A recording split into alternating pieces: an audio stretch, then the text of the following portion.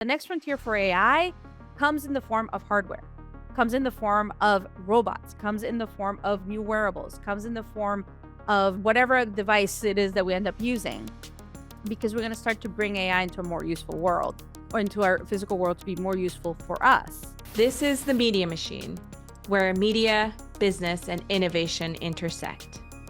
Hi, I'm Johanna Salazar, and I'll be your host as we examine the future of content, technology, and entertainment through the lens of 4 key pillars: process, profit, people, and planet.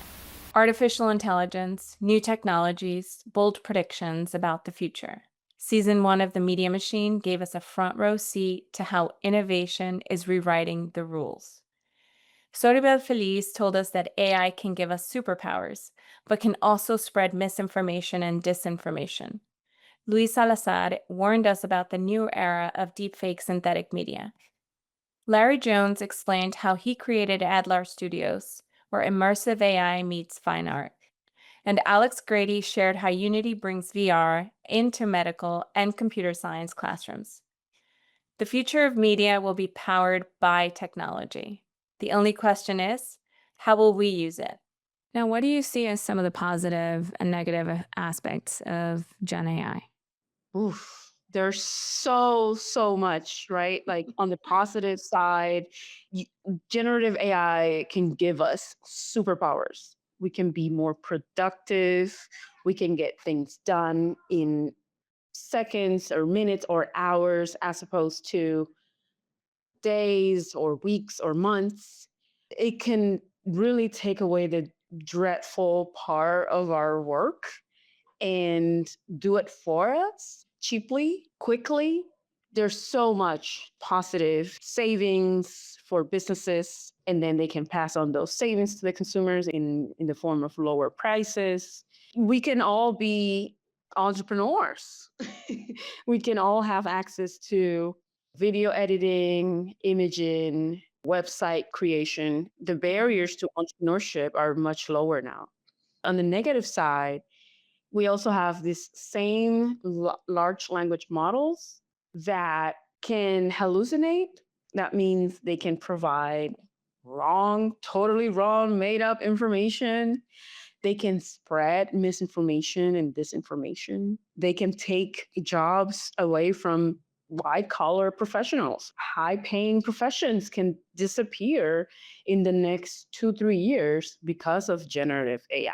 So I think that can bring a lot of negative consequences to our society because we're not ready for the mass unemployment that can be introduced into our society by businesses replacing people with generative AI and large language models. The other day, I was watching a case study that Evan Shapiro did with Paramount. I used to work with them at MSC. Yeah. Did you see it? The Algo Wars thing?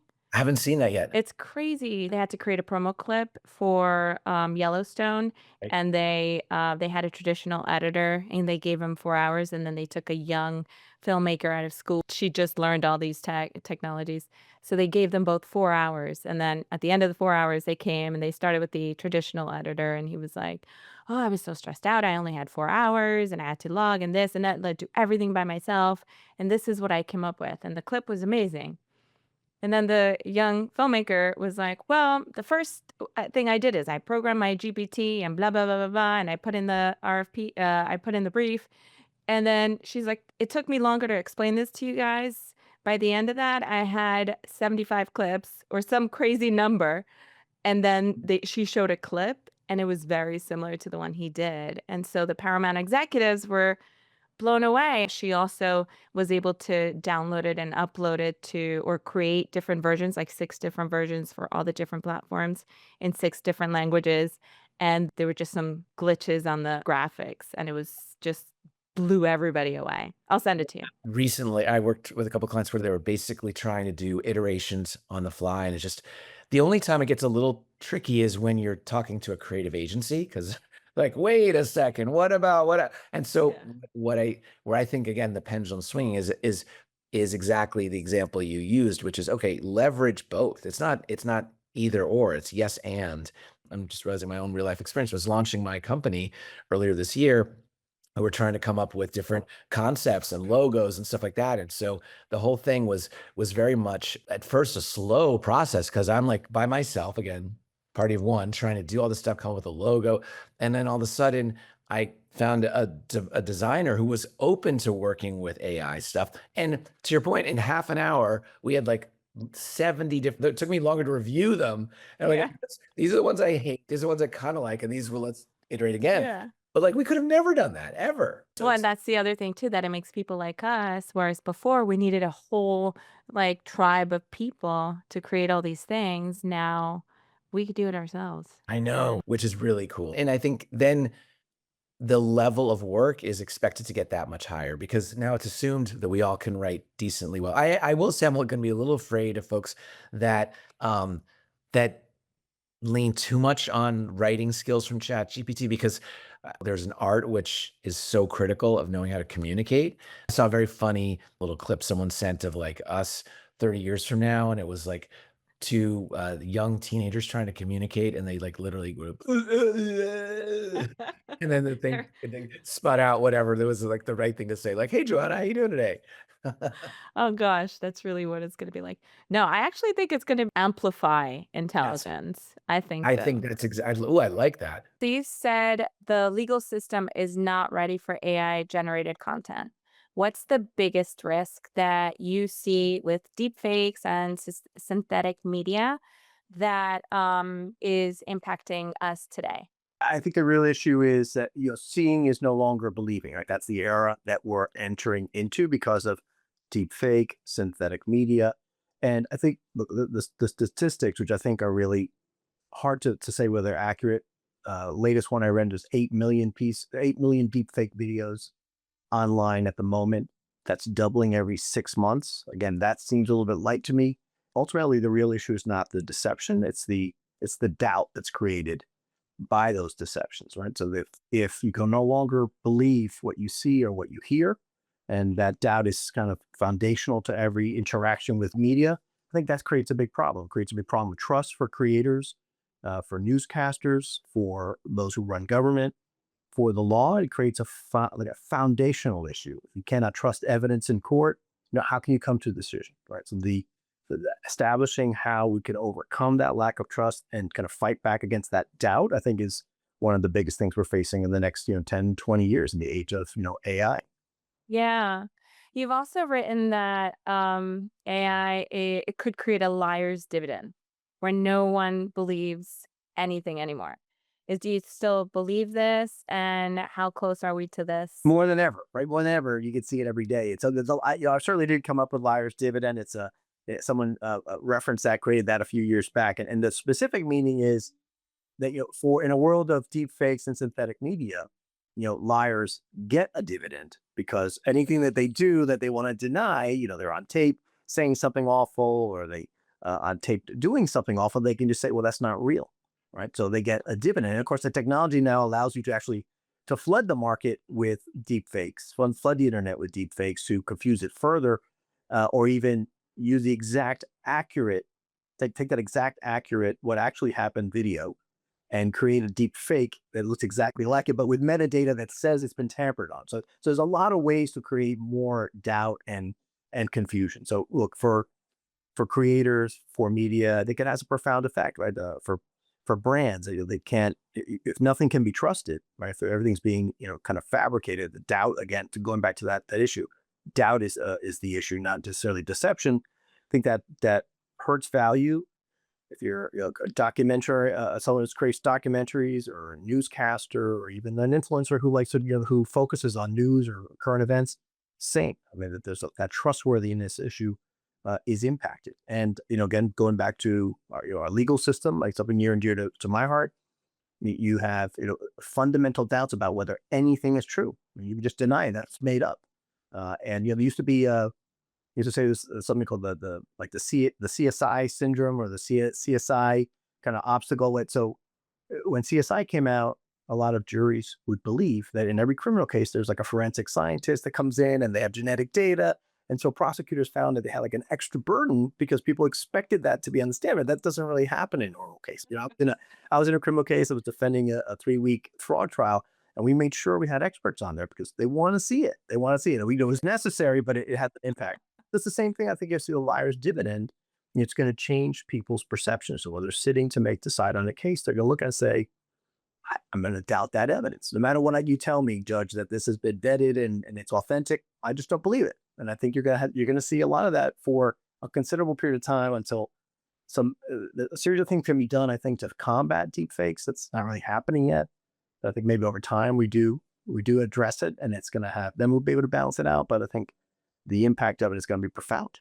You co-founded ADLAR Studios, a fine art publishing studio that combines the highest quality limited edition prints with cutting-edge augmented reality. You bring together fine art artists, master printers, and award-winning world-class special effects technologists and engineers to collaborate and create cutting-edge artworks with AR and embrace new business models. Tell us about this. So during the pandemic and during the slowdown, it was kind of like, it was an opportunity to think of like, well, what can I do to combine all of my passions into one business? And so that's when we came up with ADLAR, so it's a fine art print company. So Adam brings that expertise. We work with artists like Marilyn Minter, Larry Bell, Matthew Brandt, Shane Gufog, Analia Saban. We're doing a piece with the Haas brothers. So it's really high-end, mid-career artists, some very established artists also. But it is a way for us to make these prints and then to also use this technology. So I spend my days talking to a bunch of artists that I love, trying to convince them to do a project with us. And then Adam spends his days, working out how this print can be the most amazing, different print than anybody's ever seen before, also using a lot of different kind of technologies. And then I spend the other part of my day talking to, some of the engineers and the artists that are working in the digital arts to say, like, how can we make this thing come to life based on whatever the artist wants to do. So many times, like, people will talk to an artist and you'll say, oh my God, there's so much movement in that painting, or there's so much, you do a character, and it's like, oh my God, he just looks like he wants to stand up and walk out of the room. And you make it happen. We can make that happen. we can make that character stand up and walk out of the room. And all you got to do is download the app, which is free, and look at it through your viewfinder, and you can make magical things happen. What other emerging tools are you guys using? Anything around AI? We do AI work mostly in our workflows. We have automated a good portion of how our work works. So once we have a script, it gets ingested into our system. And we have a system that goes in and analyzes that script and then pulls out to the different departments. You need this many actors, this style. It goes to the actor database and pulls that in to start helping the casting people pre-select people. Then it pulls all the wardrobe out and says, hey, here's all the wardrobe. The next level will connect to our actual wardrobe database and say, is it available? Is it not available? So we use it in sort of those functions where there's high information connection and conversion to make us more efficient in that. And then we'll use it in places like scheduling and optimization of our facilities. We'll use it in research, although you have to double check it. And then we'll use it in post for certain effects that it's helpful. Right now for AI, the amount of effort you have to do with AI, it's cheaper just to do the effects. Meanwhile, 2 days later, the AI team's like, I'm trying to get it to do, because the problem for visual AI right now is that its context memory is very weak. It can do a good job if you say, what I want to do is I want to open up on a shot of a city with waves crashing against the docks while the sun is setting. It can do that. But the second you say, I want to cut, then you want to push in at a third, to that building that was in the corner, and that person, there was a little tiny person with gray hair was walking in, and zoom in and it's me. You can't do it. So when people start like, oh yeah, he's going to take our job, I'm like, maybe, but I was like, it still has context problems and, uncanny valley. So then by the way, it's getting better and better and better. But I think the most progress that's going to be made by people who are literally spending all time and energy trying to make pure AI stuff. And then that'll sort of accelerate people's learnings. But people who are focused on sort of story right now use it generally as an adjunct. Just like when I was doing audio, use Pro Tools. Pro Tools didn't get rid of everybody, and the channelists made them more efficient. That's sort of the way we think about AI. That hopefully gives people a little bit of hope that their jobs are not going to be disappearing. No, like I'll give you an example, like where we're going to use AI to do previs storyboards. That's not taking anyone's job because like nobody does that in our system right now because we don't have the time and efficiency to do it. But now AI can do it. So it'll actually make the creative who's working on that piece of content have more flexibility because they can sort of pre-plan stuff they were doing sort of in their head. But AI is doing something we would hire a bunch of staff to do. It doesn't work at digital budgets. So all of a sudden they get what is a premium tooling functional at a digital level. That's more likely what's going to happen. Because again, remember, digital teams are so small. Who am I getting rid of? Again, it's not like a feature where it's like 1,000 people doing FX and stuff like that. I can understand the fear because people think, okay, well, does a feature cost less if there's 1,000 people versus 2,000? Probably, I think. I've been playing around with Shoppable TV for a long time. I was listening to a podcast where you were saying it's here, and going back to the pipes, we've been trying to build it for a long time, but it was so delayed and it wasn't there because the pipes weren't ready. AI changed the whole game. What's happening with Shoppable TV, and what's that space going to look like? Well, the AI piece is that AI is much better at identifying what's in a scene and even down, like there's a company called Curve that we work with that's even able to do things like say, okay, the chair in this scene is a $5,000 designer chair, but here's one for $50 at Target that kind of looks like it, and maybe you want to buy that instead. So it's really able to sort of do all that sort of stuff based on the scene and, on the one hand, and then also based on a catalog that they might have. You're able to have shoppable ads because people are more used to using QR codes. And then Amazon, again, has been leading the way because Amazon already has your data. So you don't have to stop and put in your credit card and your mailing address and all that. And other companies are starting to get in. I know LG has announced that they are starting to have an LG wallet kind of thing. So if you want to buy something on an app on your LG TV, that'll already be stored. It's just one click. Now, the problem with all the shoppable stuff, though, is something we were talking about before, which is that TV is a group activity. If you're all watching a show together, you can't, with your whole family, you can't go, everybody stop watching the game while I buy these sunglasses. That's just not going to happen. But so somebody needs to come up with a way to store things or just kind of Maybe click. Yeah.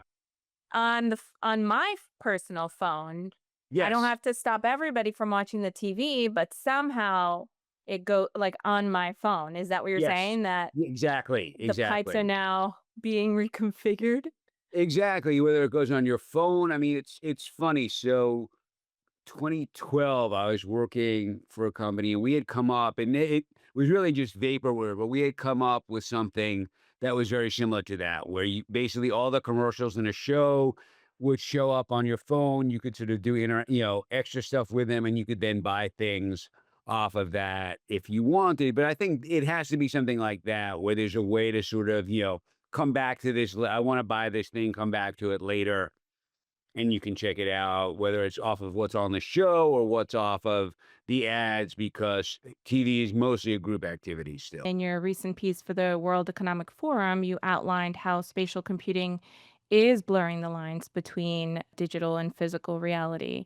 What's your take on how this spatial layer will reshape how we produce, how we distribute, and how we consume content? The next frontier for AI comes in the form of hardware, comes in the form of robots, comes in the form of new wearables, comes in the form of whatever device it is that we end up using, because we're going to start to bring AI into a more useful world, or into our physical world to be more useful for us. So I think it's important for people to understand that the moment that we're in has changed how we engage with the internet. Just like our mobile phones changed how we engage with technology, we're at that shift again when it comes to human communication and human computer interaction. So what you're going to start to see is new devices that make it easier for us as humans to interact with our technology. I always give an example, and I know I use this in the book, but for example, the mouse. That's how most of us, if we're on our computers, right, we're using our mouse. The mouse is a wonderful invention, right? But is it very human? Is this the easiest way for us humans to engage with technology? No, it's giving us carpal tunnel syndrome. And traveling with a mouse is not easy, so we have trackpads. So it's that whole thing. We are at the cusp, again, of changing how we interact with technology and how we interact with each other. What is happening as well is through gaming, through Unreal, like game engines, through 3D formats, whether it's Gaussian splats or photogrammetry, the evolution from 2D content to 3D content, right? So that in turn will enable new content formats and new opportunities for media companies, whether it is spatial audio, which has already been something that a lot of people have worked on, to spatial video that you can relive in 3D. We're about to change those experiences, right? And I think back in the day when you and I kind of met, there was that saying of like, it's no longer storytelling, it's story living and story doing. And I think that there has never been a time when that is closer to the truth than today. Is Unity being used a lot in the classroom right now? Like Yeah. outside of the programs that you guys have implemented, or it's primarily just in the programs that you guys have implemented? There's a lot of educators using Unity in the classroom, growing more and more. Most importantly, that there's a lot of jobs in this space. Mm-hmm. There are a lot of opportunities for students that are going into creating games, creating experiences for, automotive manufacturing, for medical applications, for educational. So the more jobs there are, the more schools are investing money in it, investing in educator training and hiring people with knowledge. And the exciting thing in my job is seeing the ways in which it's used, and the kind of the interesting and very inventive ways that schools are using it. The University of Sydney, for example, has a medical school, and they actually get students to learn Unity and be able to show their learning of anatomy inside a virtual experience. There's schools in high schools that I've seen where computer science department or educators in the computer science team work with other departments to have students, creating, for example, a poetry unit where they would bring their poetry to life and create, when they're in the computer science lesson, they're building on what they created and bringing some of that imagery. I think as the tools get easier and as there's less requirements for programming knowledge to create these experiences, and just easier onboarding, which is, we're going to see in the next couple of years, it's going to be really exciting. We hope you enjoyed our selections from season 1. Next week, we'll be dropping our compilation episode on the most essential advice from our renowned season 1 guests. Thank you, and we'll see you next week. Thanks for listening to our show. Be sure to rate, review, and subscribe wherever you listen to podcasts. You can follow us at The Media Machine Podcast on YouTube, Instagram, TikTok, Facebook, and X. The Media Machine is hosted by Johanna Salazar. Our producers are Mia Vinciguerra and Johanna Salazar. This episode was edited by Adriana Saravia. This episode features music from Envato Elements. Thanks for listening.